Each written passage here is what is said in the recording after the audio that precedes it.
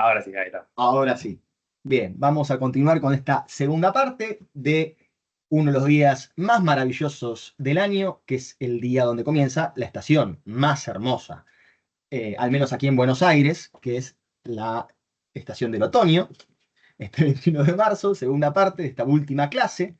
Digo estas tonterías para orientarnos por si alguien tiene el archivo por ahí, qué sé yo. Bueno, en fin. Vamos a seguir con esta clase de recepción numérica, así la titulamos. Eh, y pensaba que seguramente alguno por ahí,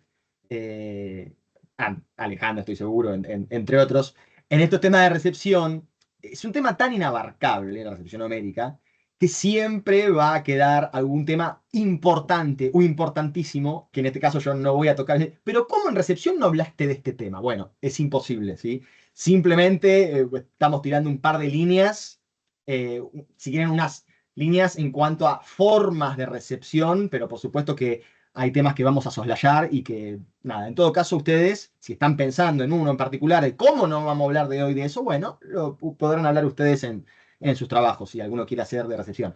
Ahora que dijimos esto y que mencioné el tema de los trabajos, ya nos vemos con Alejandro que todos los trabajos son de recepción. Bueno, por favor, no hagan eso porque no vamos a ver. Usamos el viejo criterio de finales, que lo usamos con los alumnos de los niveles. El tercer trabajo que no llega de recepción es reprobado automáticamente. Claro. Dos trabajos de recepción está bien, tercer trabajo Claro, de recepción exactamente. directamente reprobado Eso, aquí, automáticamente. en Así todo que caso, pónganse de acuerdo quién va a hacer recepción, porque vamos a tener 10 trabajos de recepción. Bueno, bueno, ahora sí, vamos a continuar con el contenido propiamente dicho. Em, Hay un tema muy importante, muy recurrente en la tradición, e incluso uno podría pensar en los poemas homéricos internamente, que es el tema de la responsabilidad, de la culpabilidad de Helena. ¿Sí? Como les decía, ya en Homero tenemos pasajes que hablan de este tema explícitamente en boca de los distintos personajes, ¿no? Por ejemplo, tenemos en Ilíada 2, ¿no? Canto del catálogo, ustedes saben que dice, hay una frase que dice, por culpa de Helena, muchos perecieron en Troya, lejos de su tierra patria. Tenemos Ilíada 3, que le dice, si no me equivoco, Príamo, sí, la Tescopía, claro. Le dice, Príamo, Helena, tú no eres responsable de nada, sino los dioses. Y el tercero, que lo pongo en Odisea, dice algo así, Helena misma, ¿no? Ahí en Esparta, ya con Menelao y todos felices en esa utopía. Cuando por mi actitud de perra ustedes fueron a la guerra y murieron, bla, bla, bla. Chiquitito, me quiero quedar con la segunda referencia que les mencioné, que dice, para mí tú no eres responsable de nada, sino los dioses. ¿A qué le suena esto de responsabilidad tuya o de los dioses? Pensemos en Homero. ¿A qué le suena? ¿A qué lo pueden contraponer? En Homero mismo incluso. ¿Nadie recuerda a qué le suena esto de responsabilidad de los dioses? ¿A la muerte de Patroclo? Bueno, o sea, sí, es muy amplia mi pregunta, perdón. Vamos, olvídense de mi pregunta y les digo, En bueno, Ilíada, esto tiene un contraste muy claro con Odisea 1, donde es explícito, se trata el tema de Orestes, y donde, Zeus creo que es, ¿no? Sí, dice, los seres humanos nos culpan a nosotros de sus desgracias cuando es por ellos mismos, ¿no?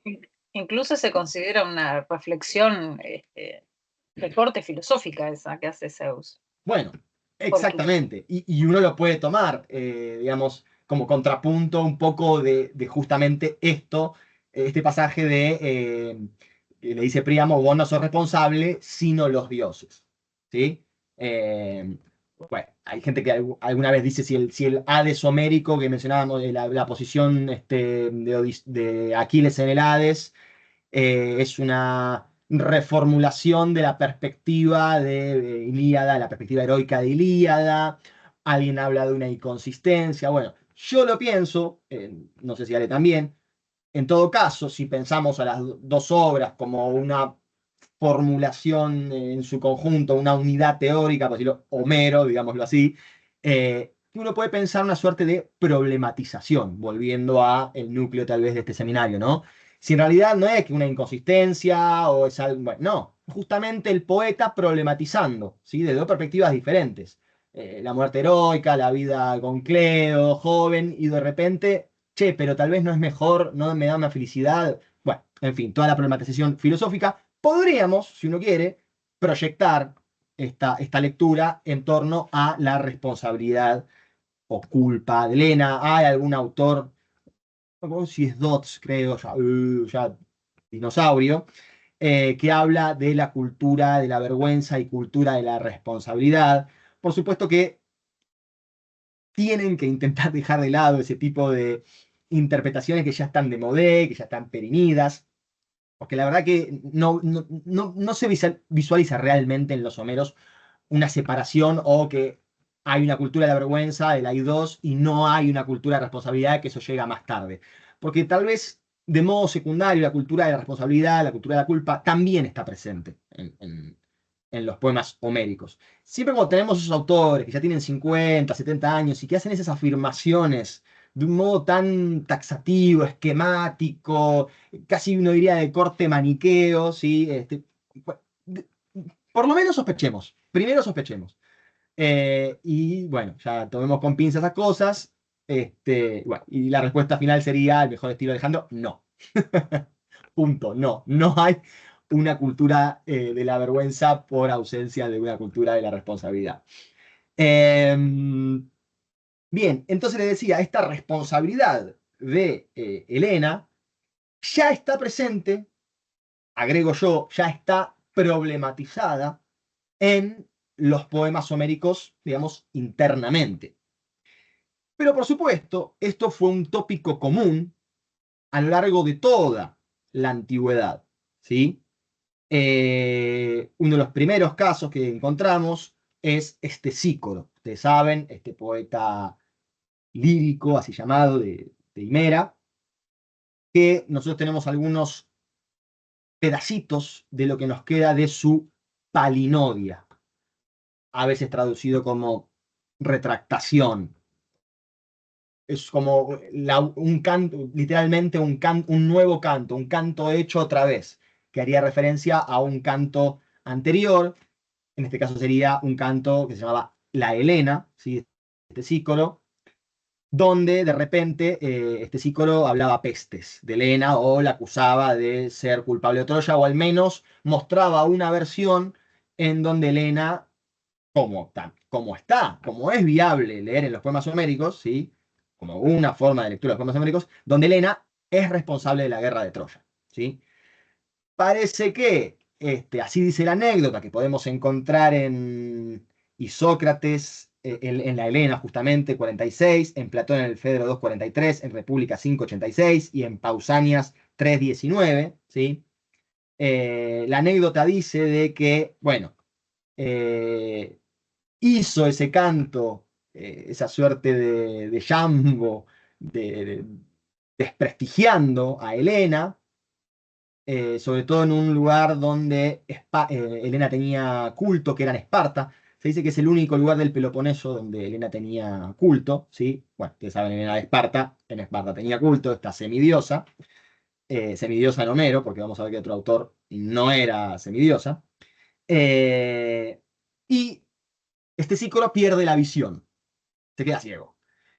Y entonces, ¿qué hace? Bueno, compone una palinodia donde da otra versión de Helena. Eh, bueno, en realidad, perdón, es acá donde es hija de Tindario, ¿sí? No es hija de Zeus. Helena, eh, no hay referencia, o no habría habido, porque tenemos pedazos, ¿no? Referencia a el juicio de Paris, que nosotros encontramos aludido en Ilíada, creo que es Ilíada 24, si no me equivoco, esta idea de juicio de Paris que encontramos en los cantos ciprios, creo que es, bueno, ciclo épico.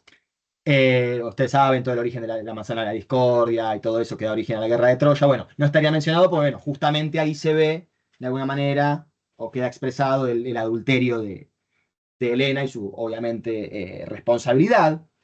Pero lo importante de esta parinodia, lo que se dice, el argumento fuerte, uno diría, de esta reversión, o esta versión, bueno, ahora lo problematizamos eso, es que Helena en realidad nunca fue a Troya.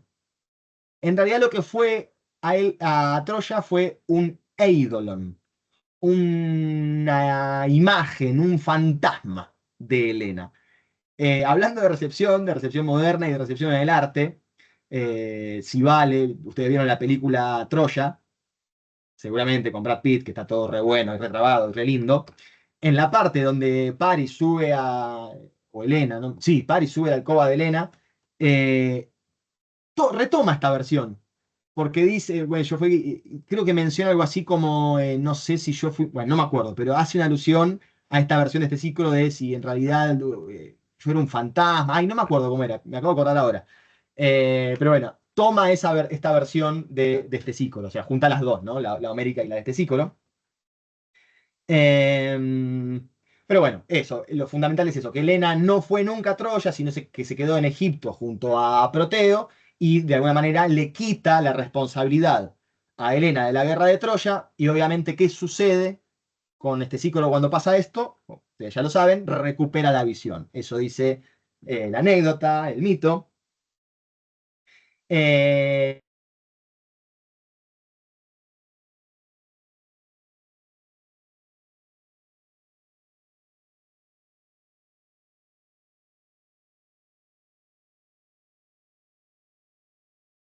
Se nos cortó Bato. Ah, pensé que era yo. ¿Se le colgó a él entonces? ¿Estoy vivo? Ahí volviste. Ahí Sí. estás. He vuelto, bien. Bueno, les decía que en este sícoro podemos preguntarnos, bueno, se ha preguntado la crítica si no hay una suerte de diálogo de este sícoro con quién. Bueno, con Homero, está dialogando con Homero, está dialogando con la tradición, está tomando la versión de la tradición, porque se dice que tal vez es una perspectiva antihomérica. Está discutiendo con Homero mismo sobre la responsabilidad de Helena. Responsabilidad de Helena que decíamos ya está problematizada en Homero y tal vez este Sícoro se suma a ese diálogo o critica a Homero y dice, no, Helena no es responsable de nada. Y es una discusión, obviamente, de tinte filosófico, ¿no? En torno a la responsabilidad. Por supuesto, en el lenguaje del periodo, etcétera, ¿no? Bien. Culpabilidad de Helena, responsabilidad de Helena, les decía, temática, tópico común en la antigüedad, muy tratado. Otro paradigma de este tratamiento de la responsabilidad de Helena lo tenemos, ustedes saben, en el encomio de Helena, de el llamado sofista Gorgias, ¿sí?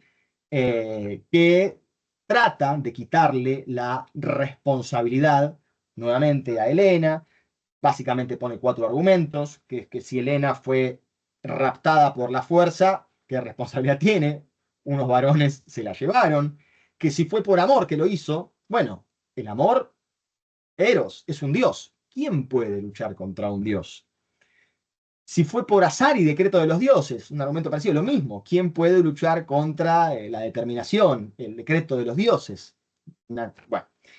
Y la otra, que es la que le da la vuelta, un poco, es una linda vuelta de tuerca porque habla de la persuasión, que si fue por la persuasión y las palabras, que justamente el juego con lo que él está haciendo, ¿no? Pensemos en un sofista, pensemos en la retórica, le da una importancia o pone las palabras, la retórica, al mismo nivel de un decreto divino, al mismo nivel de una divinidad, ¿sí? Las palabras con ese carácter de encantamiento que pueden mover a una persona más allá de su voluntad, que es un poco, les decía, el arte de la sofística. Y alguno puede decir, o está pensando, bueno, está bien, pero Gorgias no está discutiendo con Homero, está justamente mostrando en este marco de la epideixis arquetípica, ¿sí? Con este paradigma de esta suerte de valoración o apreciación de los hechos pasados, en el marco de la retórica. Bueno, él también dice al final, bueno, esto es un juego retórico, pero también es un encomio de Helena. Como que de alguna manera uno puede pensar que más allá del arte retórica, también está metido en esa discusión que, como vemos en Homero mismo, internamente, en este Sícoro, lo vemos en Gorgias, era un tópico discutido. Pensemos, ¿no? De vuelta en, como mencionaba Ale en aquella clase, la educación que se basaba básicamente en los poemas homéricos, o en la poesía tradicional, digamos. Y si eso no resonaba constantemente. Yo porque ya fantaseo y me imagino a los viejos discutiendo en un bar tomando vino si Helena era responsable o no de la guerra de Troya. Y bueno, luego se manifiesta en la literatura, pero eso ya es una fantasía misma que me gusta, mía que me gusta pensar, ¿no? Sobre todo lo de los viejos borrachos. Me veo identificado ahí. Bueno, les decía, tenemos ahí también, como antes mencioné, ¿no? A la Helena de Isócrates. Bueno, también tenemos a esta Helena que se enamora de Teseo, algo que está ausente o meramente aludido en los predecesores. Tenemos también una referencia a un tratamiento sobre la responsabilidad de Helena en las Troyanas de Eurípides.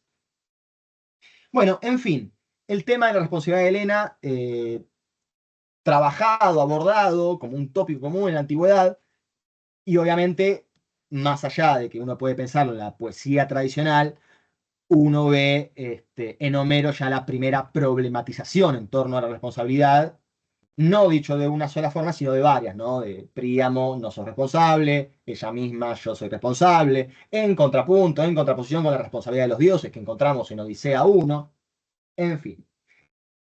No sé si lo habías nombrado, Gastón, pero creo que sí que lo nombraste. En el drama Helena de Eurípides, también Eurípides le da como un viso también a Helena de una gran mentirosa, ¿no? De una gran orquestadora de planes y de ardides. También la sitúa en Egipto como a punto de ser casada con un príncipe que ella repele, pero la idea es esta, la de una mujer muy rápida mentalmente, quizá emparentada en temas de Metis con Odiseo.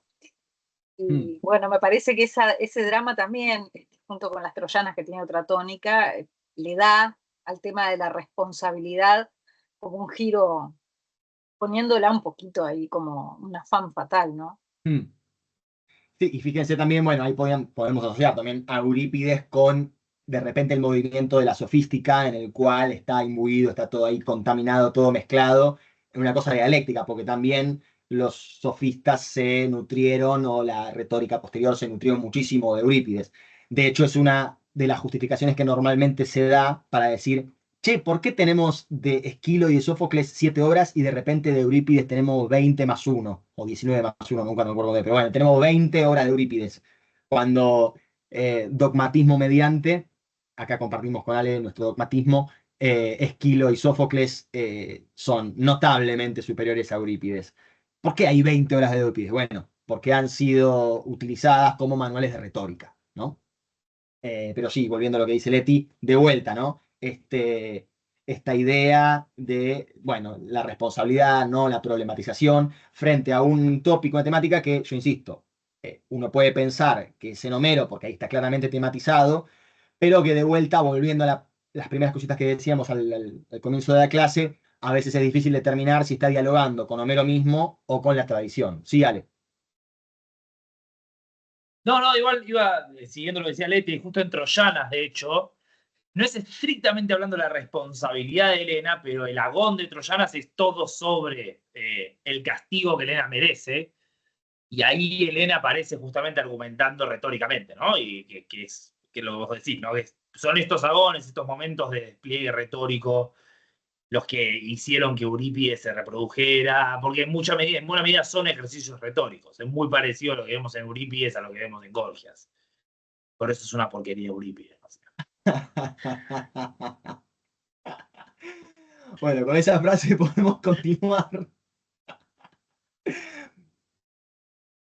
Bueno, vamos, no se enojen los. Bueno, acá no sé si hay helenistas euripidistas, más allá del amor que uno le pueda tener a Eurípides, si es que se le puede tener amor. No, mentira, nosotros decimos eso, pero es una hipérbole. En realidad, en algún lugar iba a decir nuestro corazón, pero en algún lugar de nuestro cuerpo lo queremos, Eurípides.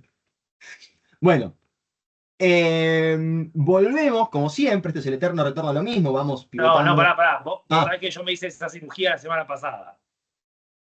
Así que eso ya no lo tengo más. ¿Qué cosa? ¿Qué cosa? No entendí. Pero que yo ya me hice esa cirugía de la semana pasada. Ah, Me saqué la esa parte del cirugía cuerpo, así que de, estoy de bien. extraerte a Eurípides del cuerpo. Sí, sí. Sí. Bien. Bueno, el eterno retorno a lo mismo decía, vamos a volver sobre los cíclopes, de vuelta a esta cosa que mencionábamos, ¿no? La otra vez ya en términos políticos, esta idea de lo humano versus lo monstruoso, ¿no? Esta idea de lo humano asociada a la preocupación por el otro. Yo siempre lo menciono, me aburro en realidad no me aburro de repetirlo una y otra vez. Alguna respuesta que me parece maravillosa de Margaret Mead, esa famosa antropóloga. Alguna vez me quedé un domingo a la tarde porque tenía un libro sobre la biografía de Margaret Mead, leyendo la biografía de Margaret Mead. ¿Por qué hago eso un domingo? Bueno, en fin. Pero un reportaje que le hacen a esta increíble antropóloga, le preguntan dónde ella encuentra el primer vestigio de lo humano en esta suerte de animales o evolución de los animalitos estos homínidos o lo que fuere. Y se dice normalmente que el que estaba, el reportador estaba esperando que dijera, no sé, en una vasija, en una cuchilla de piedra puntiaguda. Y ella da la famosa respuesta de el fémur curado, ¿no? ¿Qué es el fémur curado? Bueno, eso, un fémur curado, un esqueleto donde, al cual en su vida se quebró el fémur y luego se selló. ¿Y cómo y por qué ahí encuentra lo humano? Bueno, porque si ese homínido, no sé si es un Australopithecus afarensis o un Homo sapiens, no sé cuánto, ¿por qué, digamos, encuentra lo humano, lo esencial de lo humano ahí? Bueno, porque esa muestra de que el fémur curado, lo que significa es que esa persona o ese ser para curarse, no tuvo que haber estado solo, sino que tuvo que haber estado cuidado, en compañía, por ahí, un animalito de esos, solo, obviamente no hubiese sobrevivido, hubiese muerto, ¿sí? Con el fémur quebrado. Que se haya curado es porque alguien estuvo al lado para protegerlo. Bueno, de vuelta, esta idea de lo humano asociado a la idea de la otredad en el sentido de comunidad, ¿sí? Y ahí retomamos con los cíclopes. No sé si ya le quería decir algo que prendiste la cámara. Esos No, relampagueos de cámaras que haces. te iba a decir que te gusta tanto esa anécdota que ya la contaste en este seminario, creo. No la conté acá. Yo, No fue yo acá. la escuché hace No, 2 no, es que me semanas. encanta contarla. Igual no importa, vale la repetición, la cuento. No la dije acá, pero la repito. Y si quieres la cuento de vuelta, como el cuento de la buena pipa. Pero, No, creo que es un reportaje bastante conocido porque yo también lo leí. claro, Me sí, es muy parece que famoso. todos lo leímos. Yo voy a en salir en algún momento. defensa. Lo contó en antropología. ¿Viste? Y bueno, y ahí aparte tenía mucho sentido. Lo contó en Acá antropología. no tiene tanto sentido, pero lo quería meter ad hoc, así como. Está perfecto. Yo te apoyo. Bueno. Y esta idea que también se va a ver, ¿no? En los griegos, ustedes saben, estoy tirando muchos hits conocidos, pero bueno, son así, hay que mencionarlos. Esta idea de, que no está en Homero, por supuesto, no está en Homero con este término, que es el término idiotes, ¿no? Que luego del periodo clásico, y que nosotros lleva la palabra idiota, pero que tiene que ver con esta idea, fíjate, la raíz de idio, ¿no? De mismo, de mirarse, es como el que se mira a sí mismo. La persona privada, la persona preocupada por lo privado, desinteresada de los asuntos públicos, va a ser considerado un idiota, que obviamente después adquiere la carga peyorativa, a ser idiota es un insulto, ¿no? Pero volvamos a esta idea que es la que nos importa, que es la recepción. Vamos a ir a Aristóteles, Política 1252b, y ahí, para hablar del origen político, ¿sí? De la comunidad, obviamente cita a la Odisea. Y ahí dice esto de los cíclopes, ¿no? Cada uno legisla sobre sus hijos y no se preocupa de los otros. Y ahí dice, ¿no? Algo así como, al principio, los seres humanos habitaban de este modo, ¿sí? Casi como una perspectiva, bueno, casi no, la perspectiva de Aristóteles, ustedes saben, es una perspectiva evolucionista, naturalista, ¿no? Todo el orden natural que comienza por el individuo, en la unidad familiar, en la aldea, bueno, y termina como el fin último, la polis, ¿sí? Y todo eso se da de modo natural, esa evolución natural de la sociedad humana, que a veces es difícil o hay ciertos puntos de tensión en cuanto al pensamiento aristotélico y griego en general, en donde vemos que las ciudades, ya lo mencionamos esto, siempre las ciudades griegas tienen un origen mítico, hay una fundación puntual de un ser humano. Bueno, uno podría decir que, bueno, que en realidad esto es una construcción teórica, que no hay tal estado de naturaleza previo como esta cosa de estado primitivo y originario, que también vemos, vuelvo a los filósofos de la Ilustración, que bueno, es una construcción teórica, no es que existió eso realmente, pero bueno, hay una tensión ahí, o la habría. Y pensemos también en la hazaña de cegar al cíclope, que no es una hazaña individual que realiza Odiseo, sino que realiza con sus compañeros. Ustedes lo pueden recordar muy bien. Y es una hazaña que se dice normalmente.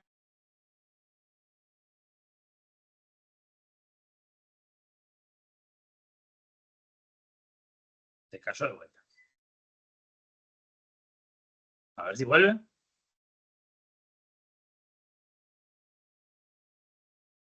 Sí, Te cortaste, sí. te cortaste. Es una hazaña individual. Estabas hablando de la hazaña individual. Yo me corté, pensé que se habían cortado ustedes. Ok. Bueno, sí. No es una hazaña individual, sino que es una hazaña grupal, creo que esto sí lo escucharon. Hazaña grupal o grupo establecido, conformado, cohesionado por los lazos de filía, ¿sí? Lazos de filía de la que el cíclope se reitera o se puede ver, lazos de filía de los cuales el cíclope carece, ¿sí? Aristóteles, en Ética Nicómaco, 1180 a 2432, aborda el concepto de filía.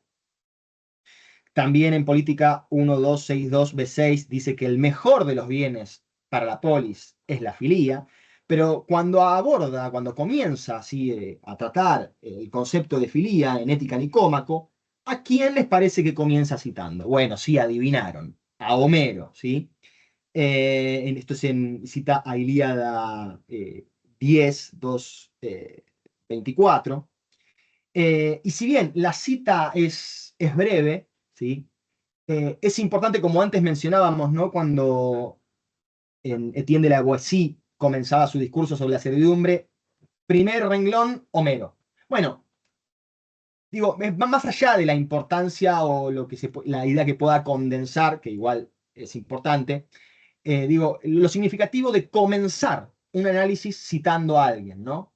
De alguna manera establece un punto de partida que es significativo o que pone a esa persona citada, ese autor citado, como paradigma, ¿sí? O como, digamos, primer punto de partida insoslayable para el análisis de ese concepto. Y bueno, claramente en Homero está por doquier. Fíjense, les voy a leer esto que dice Aristóteles en Ética Nicómaco 1155 a 21-25. Dice Aristóteles: uno podría ver en los viajes errantes cuán familiar y amigo todo ser humano es para el ser humano. Parece que la filía mantiene unidas a las poleis, pues la concordia parece ser algo semejante a la filía. Bueno, obviamente esto de viajes errantes, qué amigo, qué importante es el humano para todo ser humano. Insisto, tal vez estamos sugestionados por nuestro marco donde estamos hablando, ¿no? Pero obviamente a nosotros nos hace eco de Homero, de la Odisea. Un nostos de Odiseo, que obviamente no es solamente poner a prueba, digamos, las aptitudes de Odiseo como soberano, sino que de alguna manera también se someten a juicio en la Odisea los límites y los alcances de la filía como el eje unificador, ¿no? de estos lazos sociales y políticos sobre los que debe fundarse el orden de la polis. digamos, una de las cosas, ya lo hemos visto, que tiene que hacer Odiseo cuando está restaurando, al momento que está terminando de ponerle todos los tornillitos al restablecimiento de la soberanía en Ítaca, bueno, es restaurar los lazos de filía, ¿no? Ya lo habíamos visto con los familiares de los pretendientes. Y volviendo a Aristóteles, tenemos en 1234, B22,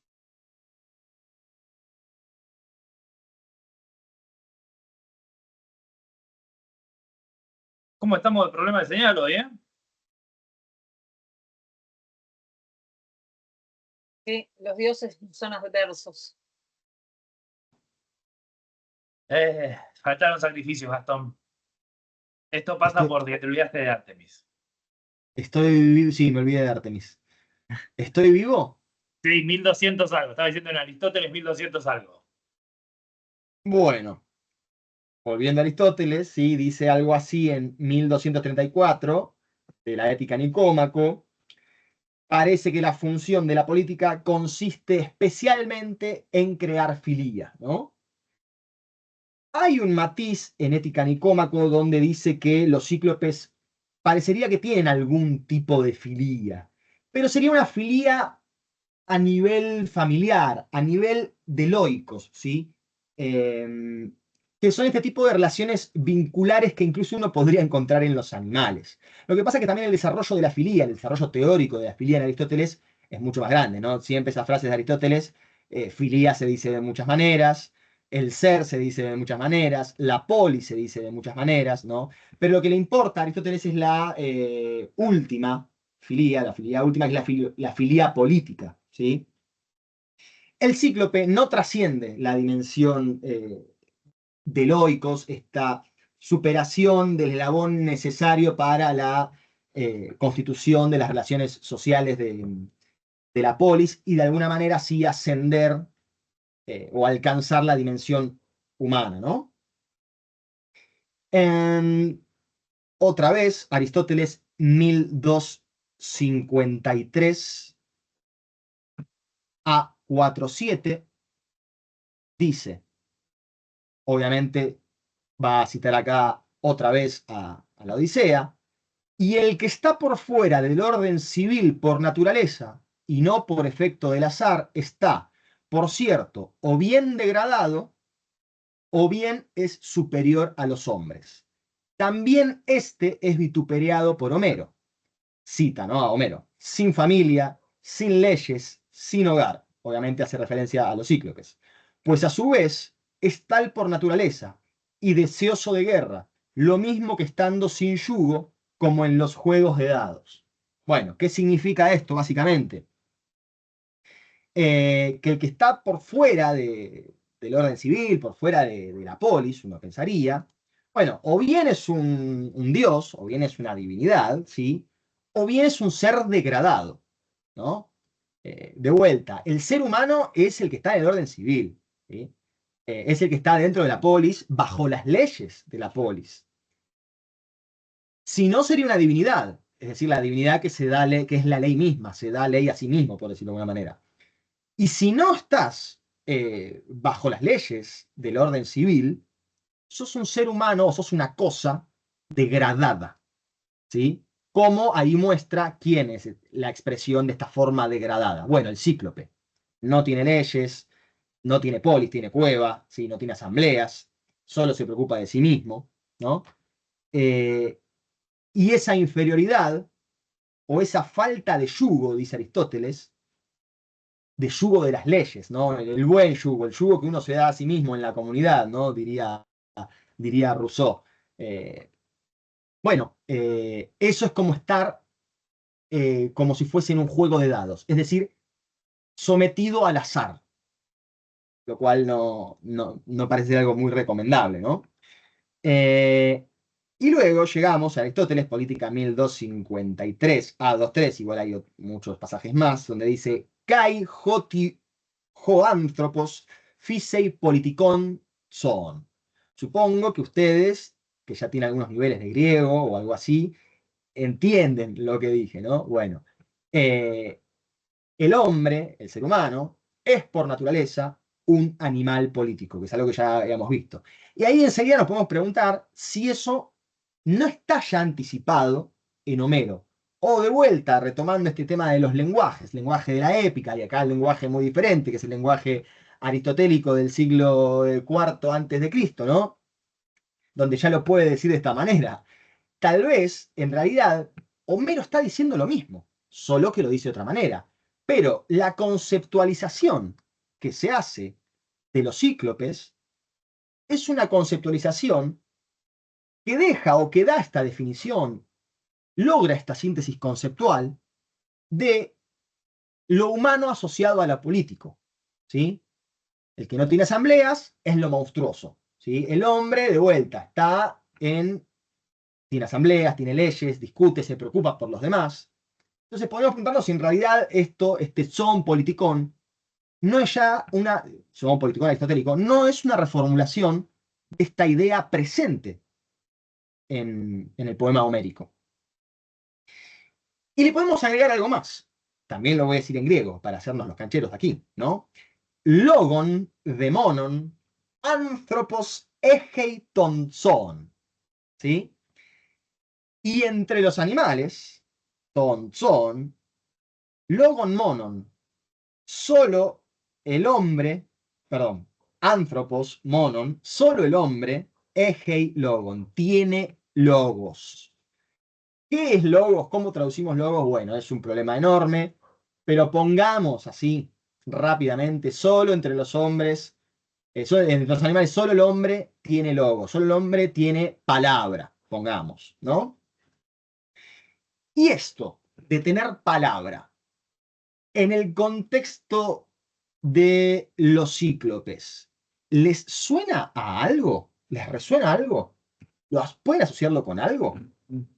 Pregunta. La palabra. ¿Es importante la palabra en el episodio de los cíclopes?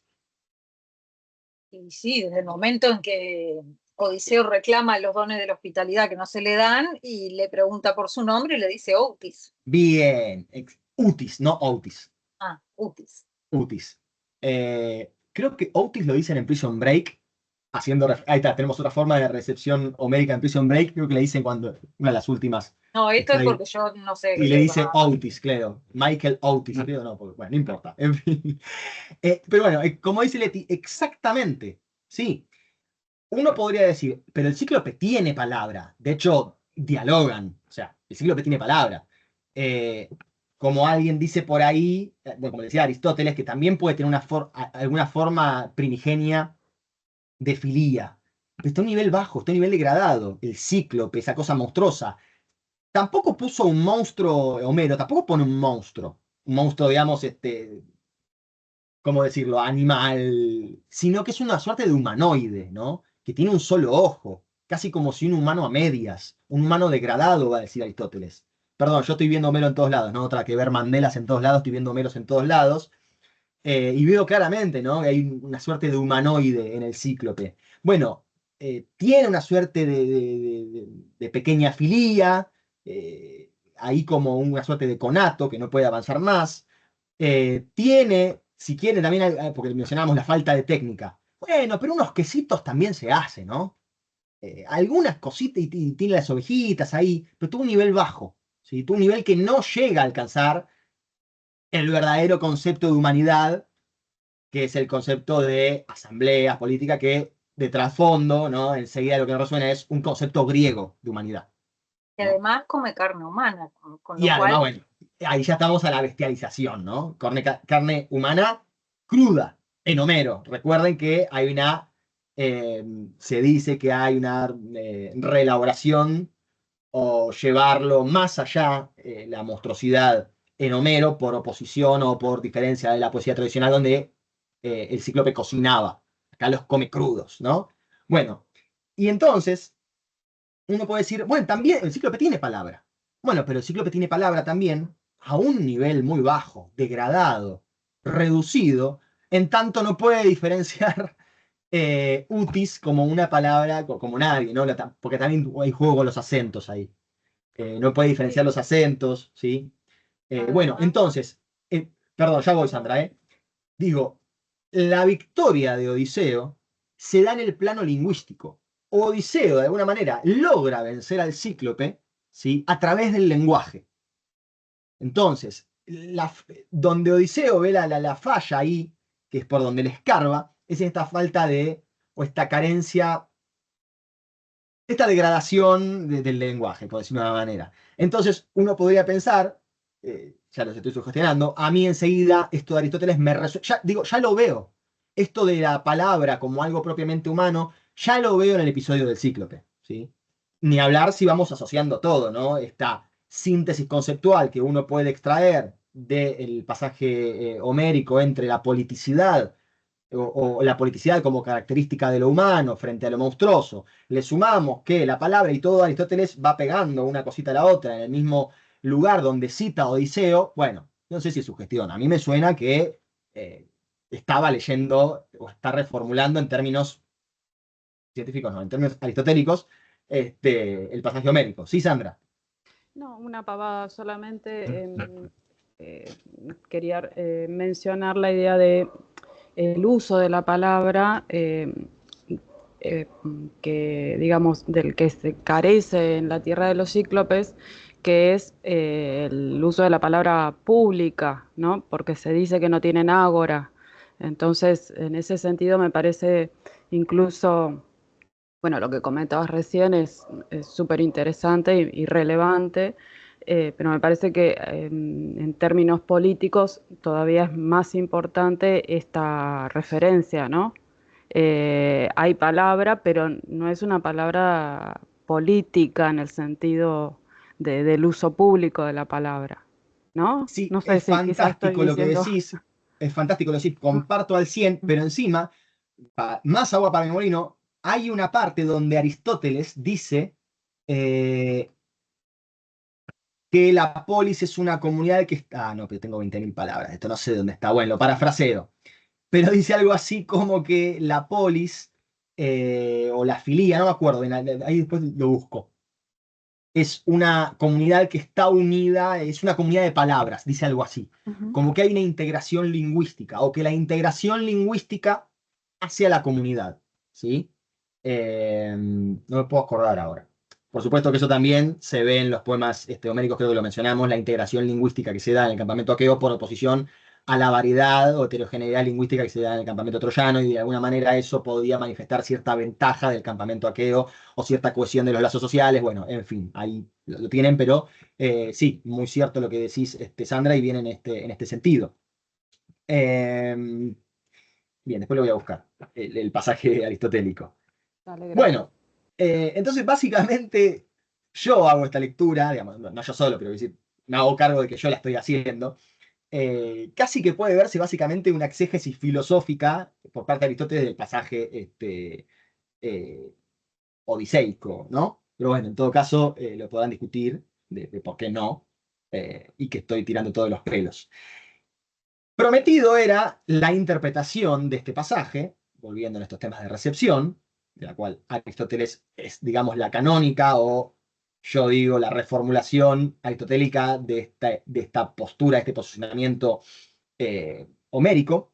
Tenemos la interpretación antisténica, la interpretación de Antístenes, ¿sí?, que es otro socrático, ¿sí?, donde va a decir que en realidad solo Polifemo es injusto porque es desdeñoso de Zeus, pero que los demás cíclopes en realidad son justos y la tierra les da todo espontáneamente. Y dice, bueno, Antístenes, no se cuidan los unos de los otros. Y dice, citando a Homero, Antístenes, me retiro, dale Esteban, nos vemos pronto. Dice Homero, Antístenes dice que dice Homero, lo acusa de injusticia e ilegalidad, ¿no? Pero en realidad muestra que su extrema justicia tiene que ver, ¿no?, con no estar relacionados con los otros. Es decir, la falta de interés mutuo que se ve en el cíclope, en realidad Antístenes va a decir es una virtud, ¿sí? Va a dar vuelta todo el planteo homérico, digo yo, y todo el planteo aristotélico. ¿Sí? Bueno, al revés, porque esto es posterior, ¿no? Pero pongamos en la conceptualización aristotélica, ¿sí? O canónica, uno diría.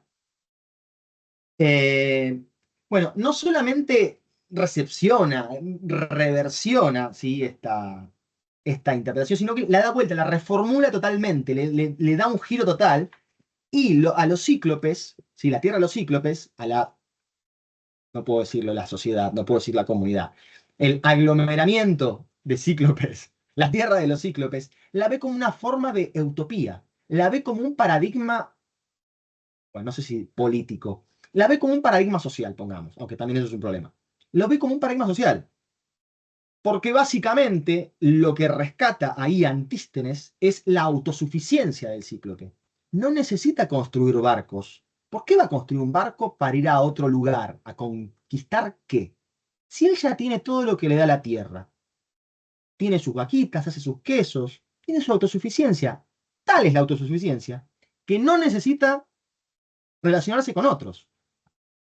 Tiene su autarquía, ¿no? Su autarquía y su autocontrol, ¿no? Mesurado, tranquilo, no quiere grandes cosas el cíclope. Y esto tiene que ver con la perspectiva socrática de Antístenes, que pone al arete, que pone a la excelencia propia del sabio, propia del sofós, obviamente, en esta vida frugal que estaría llevando los cíclopes, ¿no?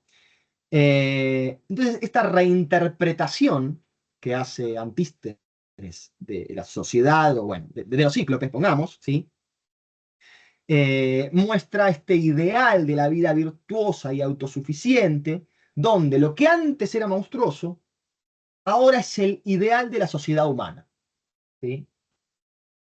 Y Antístenes también está mostrando el carácter prescindible de las normas, de las leyes escritas, frente a lo que sería una suerte de, no sé si es naturalismo, me estoy yendo al demonio, pero sí, pongamos de las leyes de la naturaleza, del orden natural, ¿no?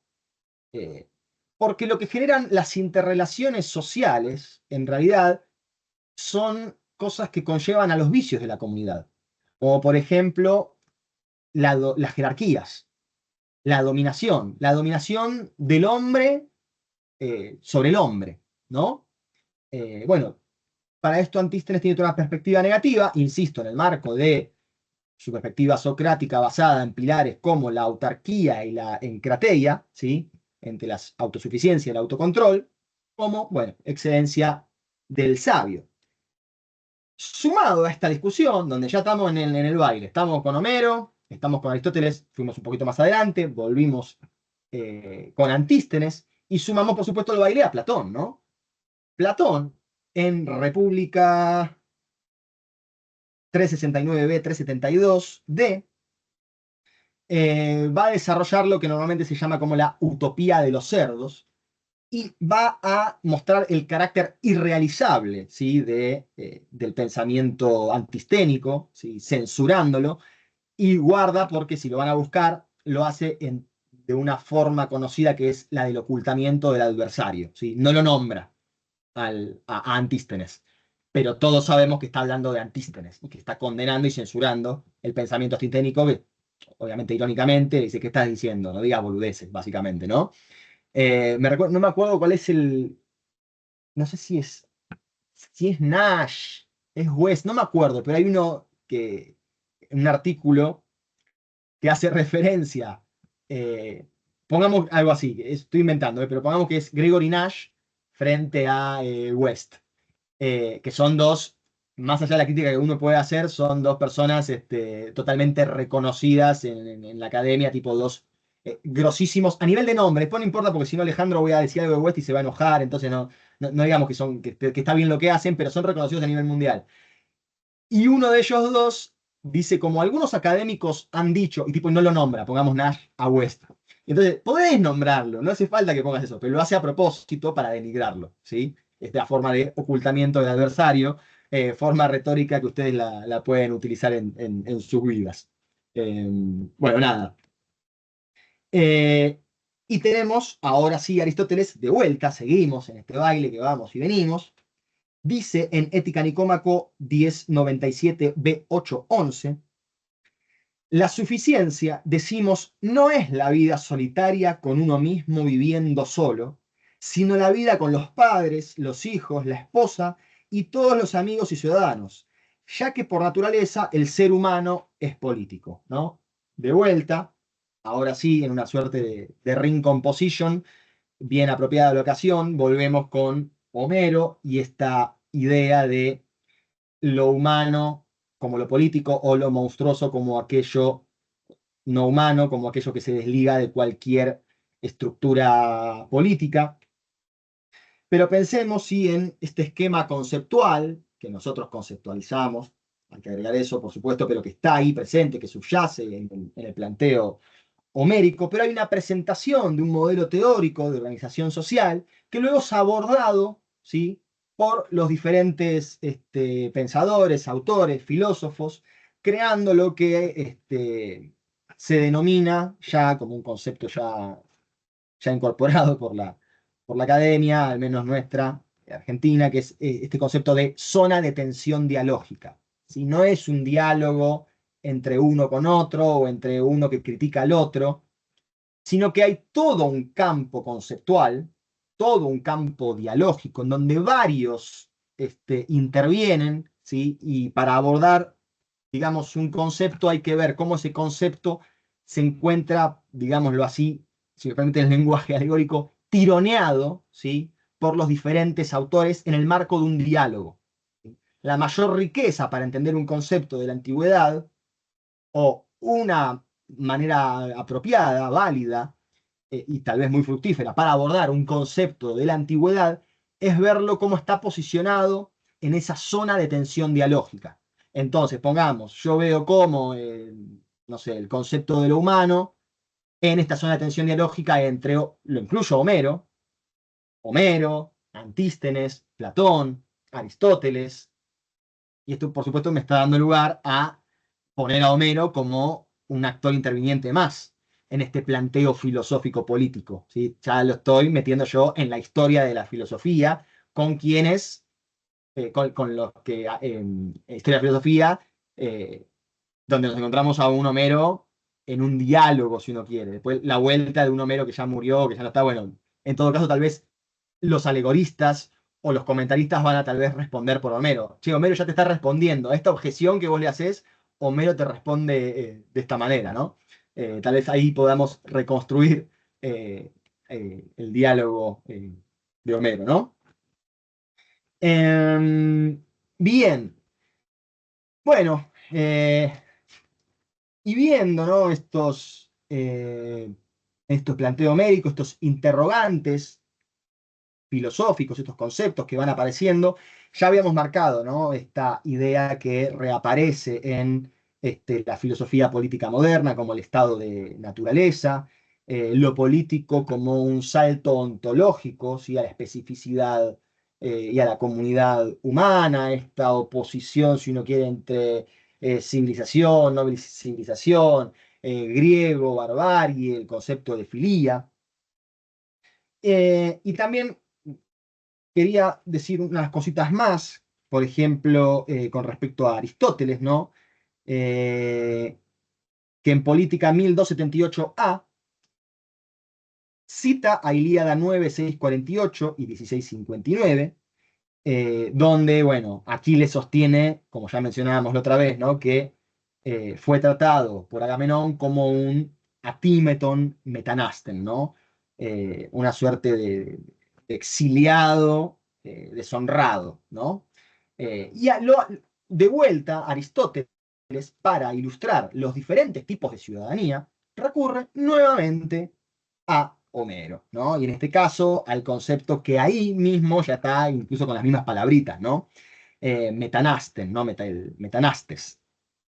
Va a decir Homero, creo que esto sí lo mencionamos otra vez, el metanastes es el que no participa con timón de las ventajas, se traduce normalmente, de la polis, ¿sí?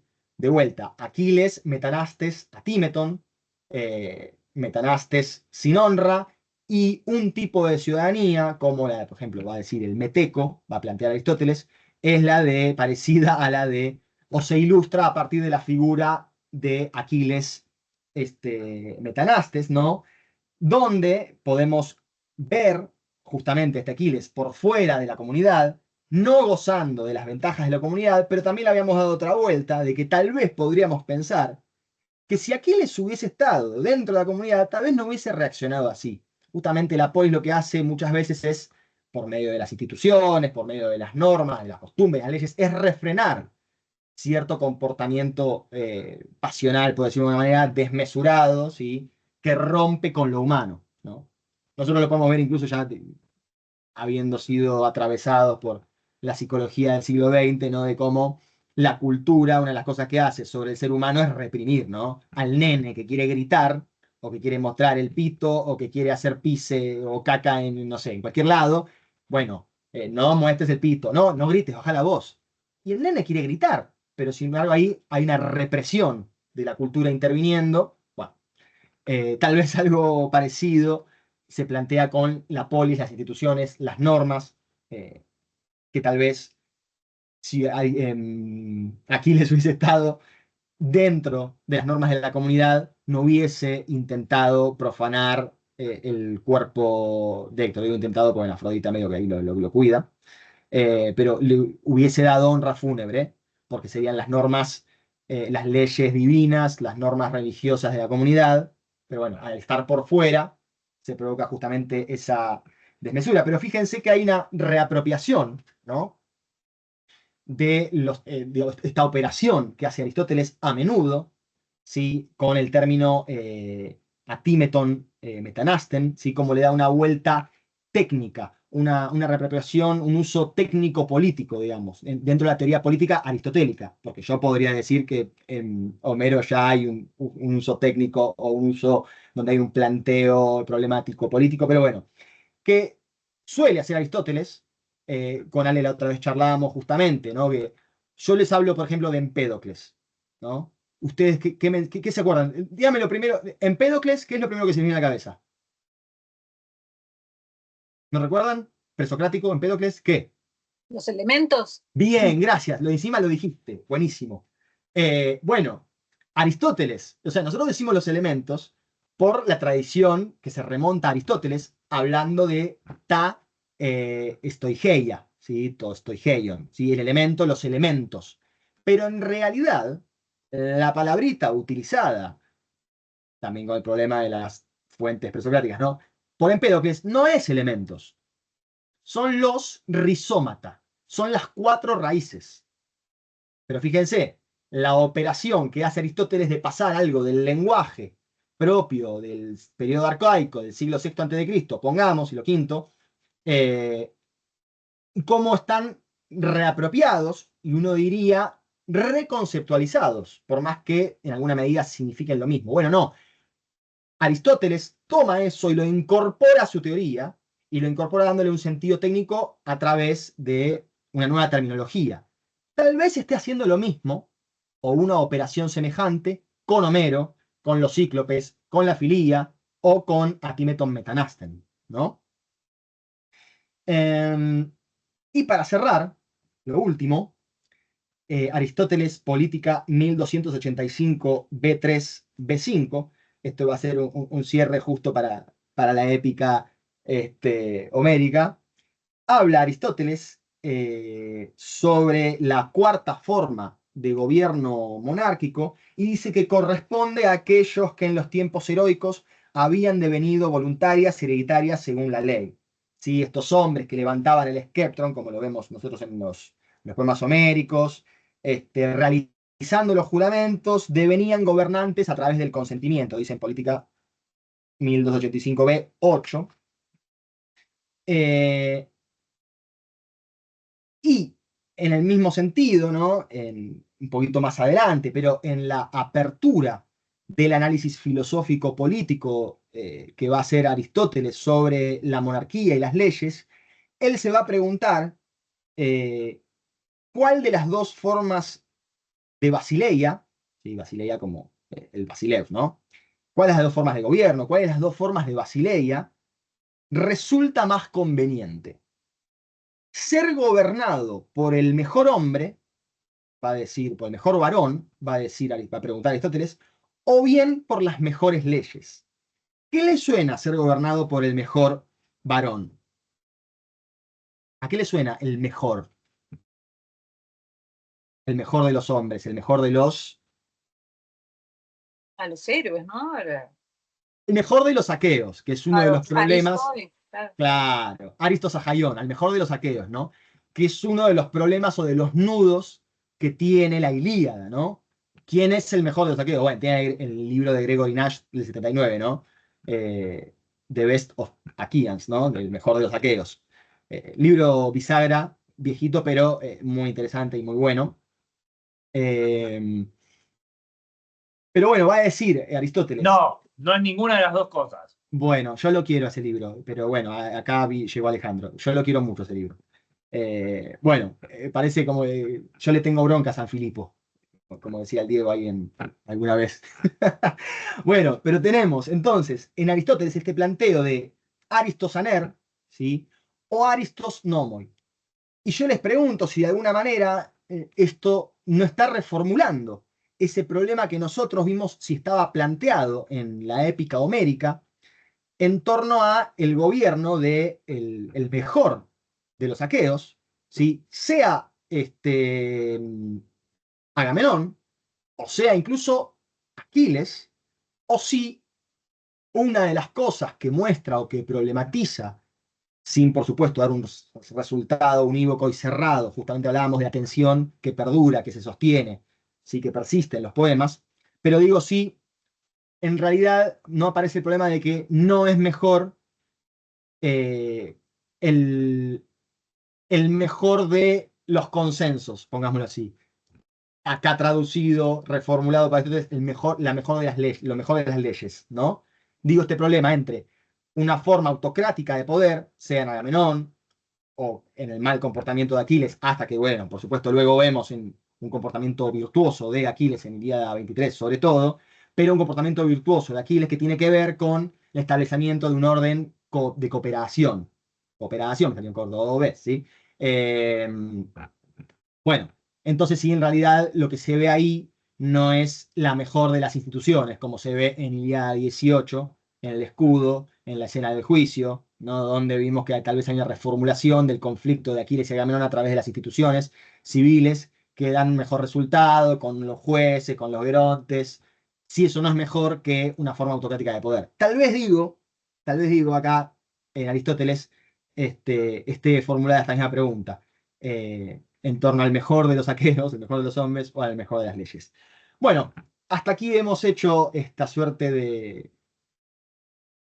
planteamiento de planteo sobre la recepción o las recepciones, apropiaciones, reapropiaciones, reversiones de la épica homérica, poniendo foco en lo filosófico político y en general en el pensamiento filosófico de Homero, un poco tal vez como para terminar o dar una última de las varias respuestas que hemos dado en forma de pregunta, ¿no? Con el doctor Abrita, en torno a si hay una suerte de reflexión o ¿cómo se llama? Una suerte de, un proceso reflexivo, stricto sensu, ¿sí?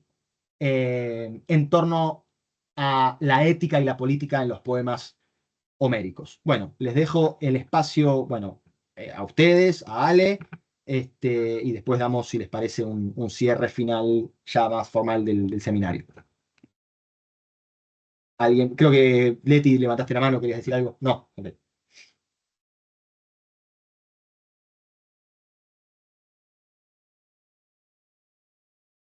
Bueno, es la última clase. Alguien diga algo, viejo. Que no sea Ale. Ahí está, Sandra, dale. Una pregunta que me quedó pendiente hace un ratito.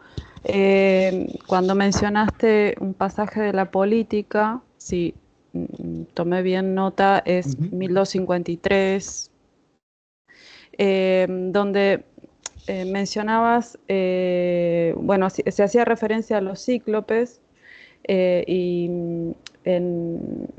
en el planteo de Aristóteles se decía que se puede estar o bien por encima o bien por debajo del orden civil,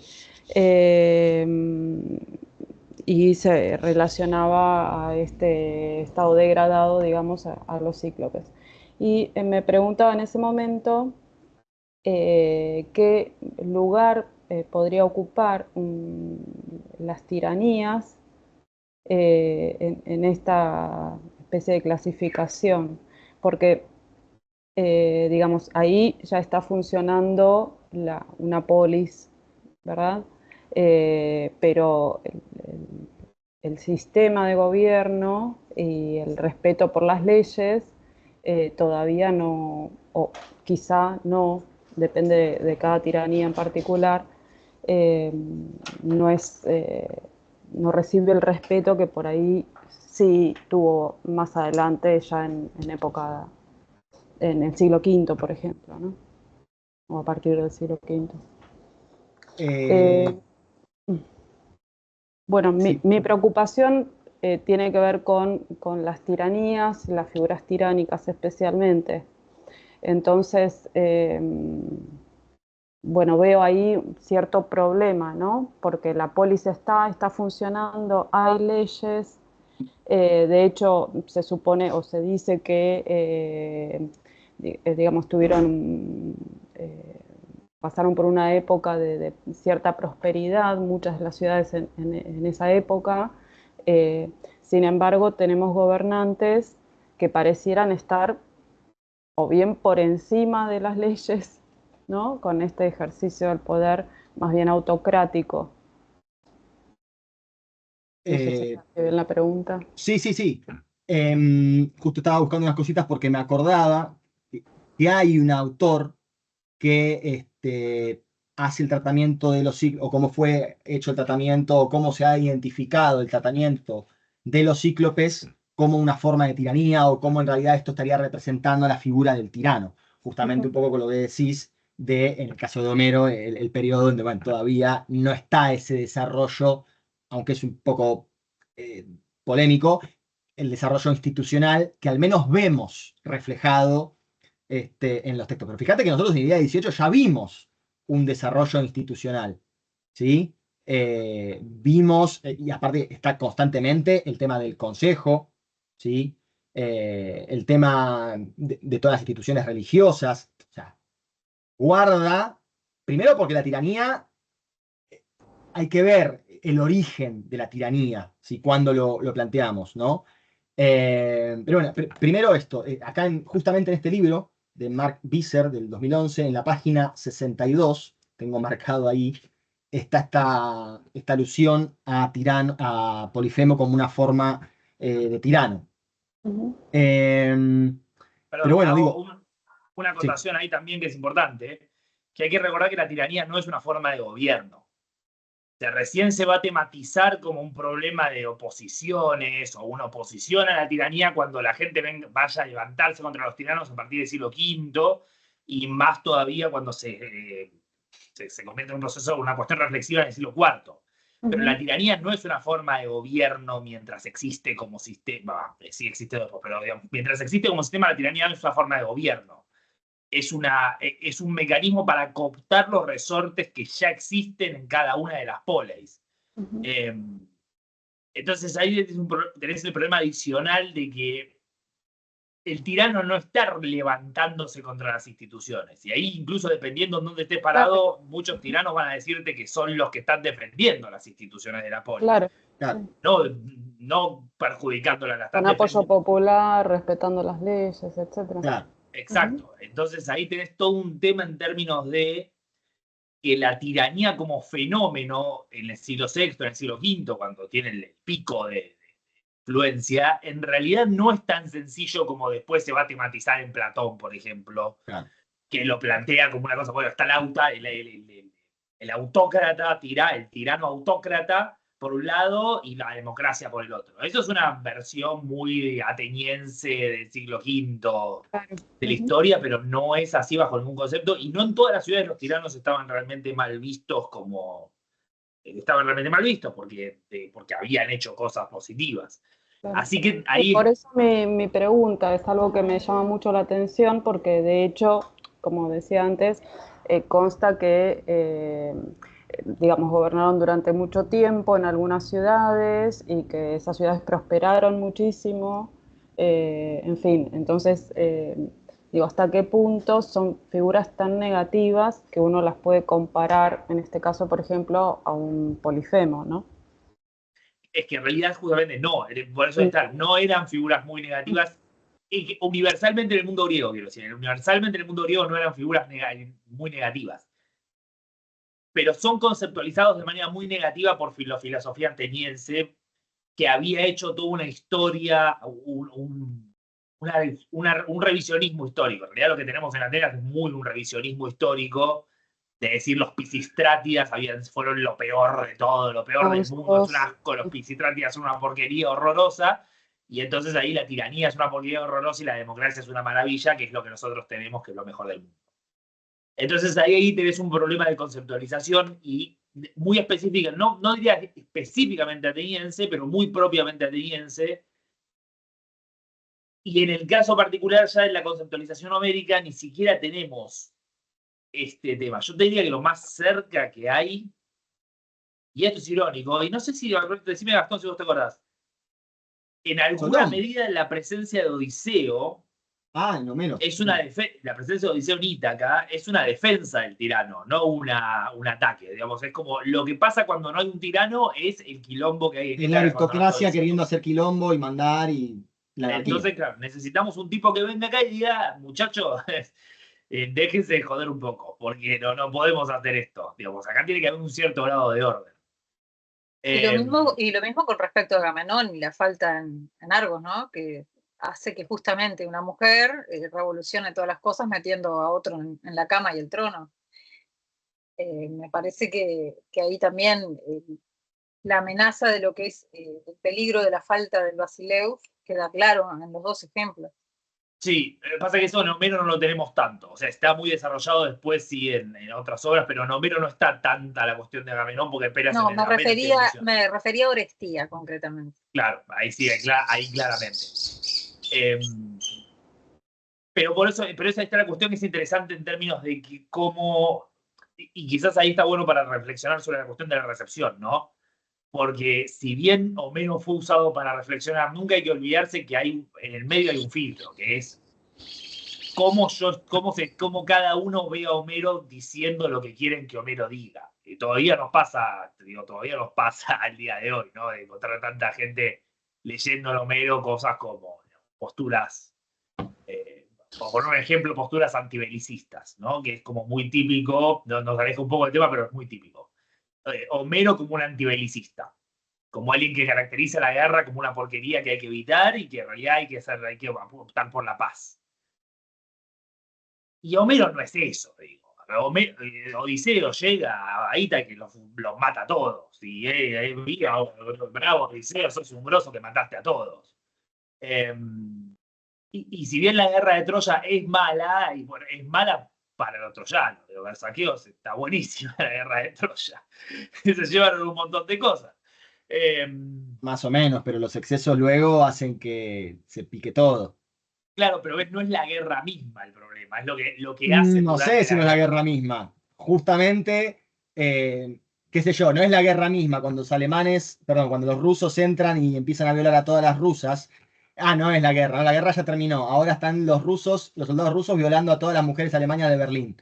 Bueno, es intrínseco a la guerra eso. Es justamente uno de los límites que en el marco de código marcial, pongamos, se pasa, se va para el otro lado. No podés hacer eso por más que estés en la guerra, por más que hayas copado Berlín, no podés violar a todas las mujeres rusas de todo de... Pero en realidad en la concepción homérica sí podés violar a las mujeres que quieras, mientras no lo hagas en el templo de Atenea y en la estatua de Atenea lo podés hacer perfectamente. El problema no es tanto la violación en sí misma. Bueno, está bien, pero el vale argumento, porque es hacer algo en el marco de la guerra, está bien. Pero bueno, ahí está lo que digo. Lo del antibelicismo es un poco como ejemplo porque es como uno de los problemas más contemporáneos de esta cuestión, ¿no? Quizás otras discusiones políticas sean como están medio de moda en la discusión homérica, como lo que decía Gastón, ¿no? El problema este de Odiseo diciendo hay que gobierne uno. Y hoy nadie diría Homero es un monarquista, es un pro-monárquico porque Odiseo dice eso. Bueno, casi nadie, hay cada uno. Pero con lo de la guerra es más interesante, ¿no? Pues está esta cuestión de buscar en el autor clásico eso que nosotros queremos que el autor clásico diga porque es el autor clásico. Y esto ya pasaba con los filósofos del siglo V, del siglo IV y mucho después. Entonces ahí tenemos que tener cuidado con el filtro que usamos y también saber que no sabemos el periodo ni el lugar donde estos poemas se fijaron. Entonces eso también nos dificulta mucho pensar, bueno, ¿qué es lo que conocía el autor, el rapsoda y el público de estos poemas como para efectivamente relacionarlo con algún momento o lugar histórico? Como no tenemos eso, es como un poco el Quijote de Pierre Menard, ¿no? El cuento de Borges.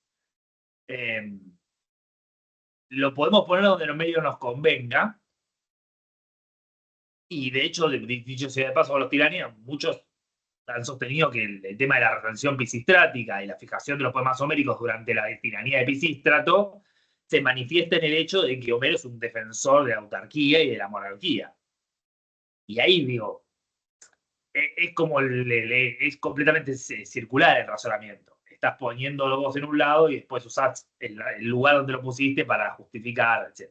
Perdón, Gastón, te recontra interrumpí. No, está bien, vale. Buenísimo, enriquece todo. Fantástico. Bien, no sé si alguien más quiere decir algo, comentar. Bueno, yo por mi parte les digo que ha sido un honor haber compartido con ustedes estos encuentros, estas clases. Espero verles pronto, sea por los pasillos de Puan o en algún otro seminario o en un congreso, ¿por qué no? Pero ya nos vamos a estar viendo, por supuesto.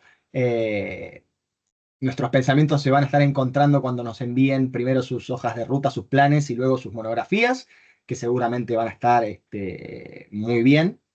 Y nada, muchas gracias por vuestra atención. Con Ale estamos muy, muy contentos por su recepción.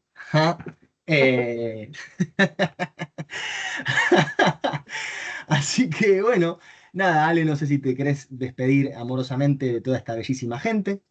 No, bueno, ya me despedí el miércoles y es tu clase, no voy a robarte la despedida, así que simplemente repito mi agradecimiento. Es el Olimpo, es el espacio común, Ale, es el común. Repito mi agradecimiento del miércoles y la verdad que sí ha sido un gusto. Y sí, nos estaremos encontrando en ocasiones futuras. No creo que sea pronto en algún otro seminario, pero quién dice. En una de esas nos pintó y hacemos otro seminario, o él, o yo, o alguno de los dos hace otro seminario el año que viene, alguna cosa. Si tienen demandas específicas, todavía tenemos el plan. Quizás armamos el seminario Elige tu propia aventura. Esa es buena, sí. Y cada clase es una sorpresa. El programa es elegirá al alumno, elegirá a los alumnos, elegirá a los alumnos, elegirá a los alumnos, elegirá a los alumnos. Esa es buena, ¿eh? Y ahí veremos qué pasa, y salen clases de cualquier cosa. Un día tenemos una clase sobre el canto 8 de Ilíada y otro día tenemos una clase sobre Ética Nicomaquea Aristóteles. Y inventamos algo todas las clases. Y el seminario no sirve para absolutamente nada, porque todo lo que queríamos hacer un invento que se nos ocurra en el momento, pero que va a ser divertido, va a ser divertido. Bueno. Nos estamos viendo. Nos estamos hablando por mail entonces. Dale, nos mandamos mensajes por mail. Bueno. Dale. Chao. Chao, que anden bien. Chao, chao.